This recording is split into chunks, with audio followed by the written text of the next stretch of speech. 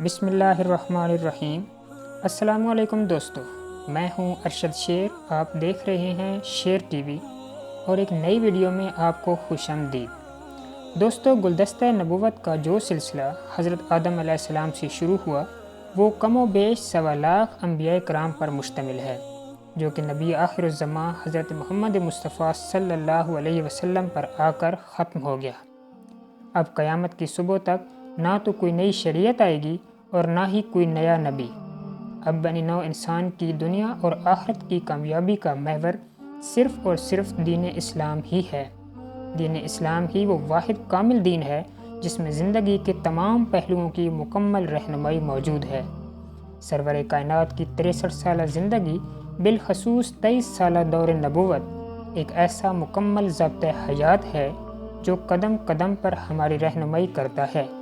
دین اسلام میں خطبہ حجت الوداع ایک ایسا گلدستہ اور منفرد خطاب ہے جو کہ آب زر سے لکھنے کے قابل ہے۔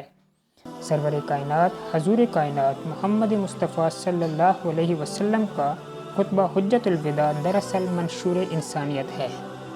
احادیث کے سرمایہ مقدس میں حجت الوداع کو جو امتیازی مقام حاصل ہے وہ بالکل عیاں ہے۔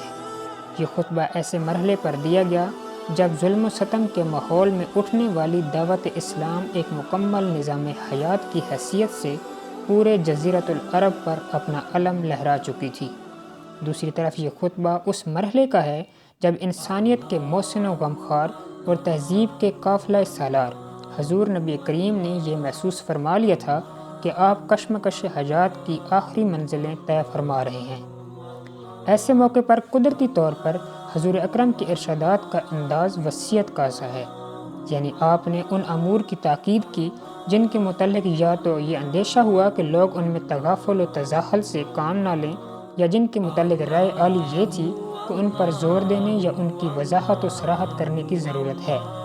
بعض باتیں قریب رہنے والے تربیت یافتگان کے ذہنوں میں جاگزیں ہو چکی تھیں، مگر عوام میں ان کی اشاعت بڑے پیمانے پر نہ ہو سکی تھی۔ حج کا موقع تعلیمات کو جمہور میں عام کرنے کے لیے بہترین تھا۔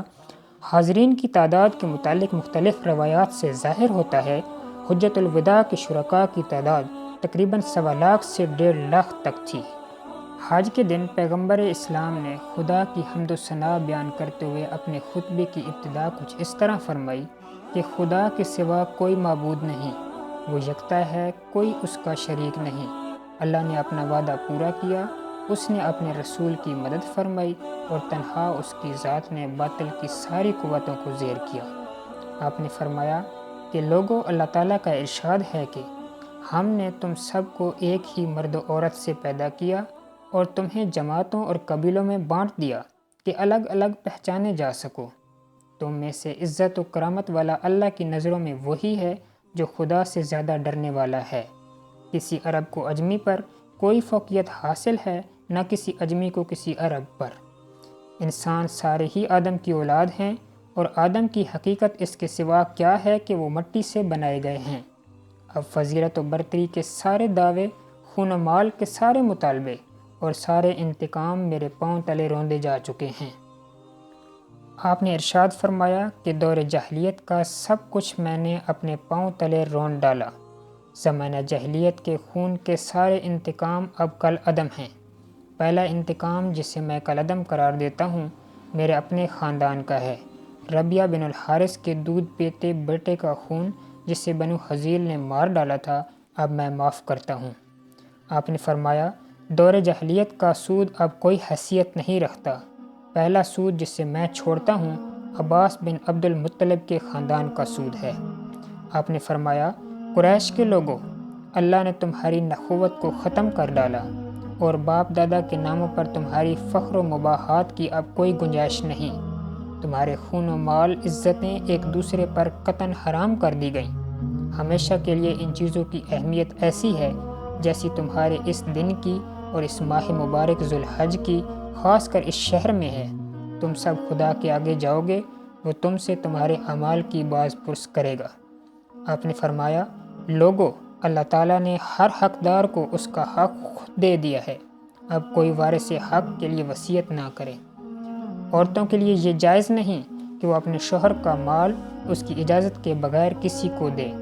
دیکھو تمہارے اوپر تمہاری عورتوں کے کچھ حقوق ہیں، اسی طرح ان پر تمہارے حقوق واجب ہیں۔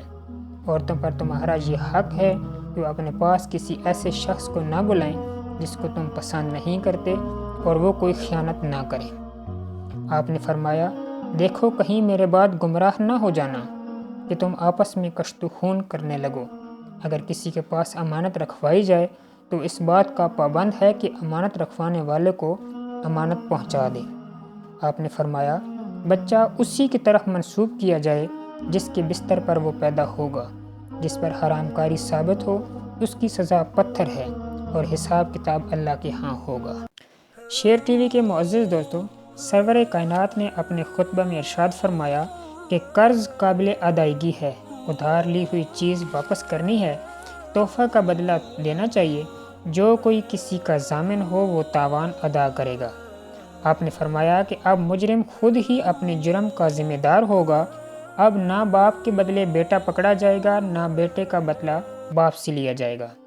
کسی کے لیے یہ جائز نہیں ہے کہ وہ اپنے بھائی سے کچھ لے سوائے اس کے جس پر اس کا بھائی راضی ہو اور خوشی خوشی دے۔ خود پر اور ایک دوسرے پر زیادتی نہ کرنا۔ لوگوں، ہر مسلمان دوسرے مسلمان کا بھائی ہے، سارے مسلمان آپس میں بھائی بھائی ہیں۔ آپ نے فرمایا، اے لوگوں، میرے بعد کوئی رسول نہیں آئے گا اور نہ ہی کوئی نیا دین پیدا ہوگا۔ آپ نے فرمایا، غور سے سنو، میں اپنے پیچھے دو چیزیں چھوڑے جا رہا ہوں، ایک قرآن، دوسری میری سنت، یعنی میرا اسوہ حسنہ۔ اگر تم ان پر عمل کرو گے تو کبھی گمراہ نہ ہو سکو گے۔ جو لوگ یہاں موجود ہیں انہیں چاہیے کہ یہ احکام اور یہ باتیں ان لوگوں کو بتا دیں جو یہاں نہیں ہیں۔ ہو سکتا ہے کہ کوئی غیر موجود تم سے زیادہ سمجھنے اور محفوظ رکھنے والا ہو۔ لوگوں، اپنے رب کی عبادت کرو، 5 وقت کی نماز ادا کرو، مہینے بھر کے روزے رکھو، اپنے مالوں کی زکوٰۃ خوش دلی کے ساتھ دیتے رہو، اپنے خدا کے گھر کا حج کرو اور اپنے اہل امر کی اطاعت کرو، تم جنت میں داخل ہو جاؤ گے۔ حجۃ الوداع کے اس موقع پر کم و بیش 1.25 لاکھ سے 1.5 لاکھ اصحاب پر مشتمل مجمع سے خطاب فرماتے ہوئے پیغمبر اسلام نے فرمایا، تم سے میرے بارے میں خدا کے ہاں سوال کیا جائے گا، بتاؤ تم کیا جواب دو گے؟ لوگوں نے جواب دیا کہ ہم اس بات کی شہادت دیں گے کہ آپ نے امانت پہنچا دی اور آپ نے حق رسالت ادا فرما دیا اور ہماری خیر خواہی فرمائی۔ یہ سن کر حضور اقدس نے اپنی انگشت شہادت مبارک آسمان کی طرف اٹھائی اور لوگوں کی جانب اشارہ کرتے ہوئے 3 مرتبہ فرمایا، اے اللہ گواہ رہنا، اے اللہ گواہ رہنا، اے اللہ گواہ رہنا۔ حجۃ الوداع کے ایام میں یہ وحی نازل ہوئی، الیوم اکملت لکم دینکم واتممت علیکم نعمتی ورضیت لکم الاسلام دینا۔ آج میں نے تمہارے لیے تمہارا دین کامل کر دیا اور اپنی نعمت تم پر تمام کر دی اور تمہارے لیے اسلام کو بطور دین کے پسند کیا۔ معزز دوستو، آپ کو ہماری ویڈیو کیسی لگی؟ اپنی قیمتی آراء سے ضرور آگاہ کیجیے گا۔ ویڈیو کو لائک اور شیئر کریں۔ کومنٹ باکس میں تاجدار ختم نبوت زندہ باد کا کومنٹ ضرور کیجیے۔ اب آپ سے اپنی اگلی ویڈیو میں ملاقات ہوگی، تب تک کے لیے اللہ نگہبان۔